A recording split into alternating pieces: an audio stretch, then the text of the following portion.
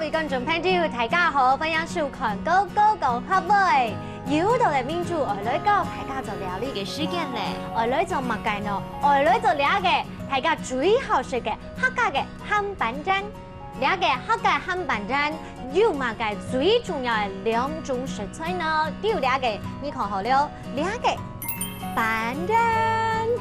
板針就是湯圓，這個年菜呢，這就是茼蒿了。只要你把握了這兩種靈魂食材，客家鹹湯圓，你就已經掌握了50%。好，那其實呢步驟啊，就跟每次明珠教大家的一樣，非常簡單，要先把它煸香後，要先把這基本的蒜頭啊跟蝦米，把它下去煸香之後呢，味道先讓它出來。 很多人都以為說客家鹹湯圓是放下去煮湯的，但是不是，因為我們要先把料炒香之後，最後面呢再把水放進去，所以是顛倒過來的。現在呢，我要將我們的板針放下去嘍。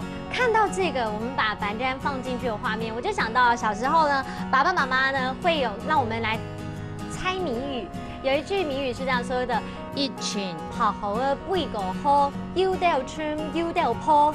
就是一陣白鷺鷥飛過去，有些呢是沉下去，有些是浮起來。其實呢，在元宵節猜燈謎的時候，這個呢要猜的就是板針。接下來呢就要把我們的年菜放進去了。另外在這邊也要教大家一句客家話，就是冬至要吃湯圓。冬至要吃湯圓的客家話講法呢，就是凍節。 愛食板針 ，OK， 安樣就好食了。待會我們就來請朋友吃吃看到底好不好吃。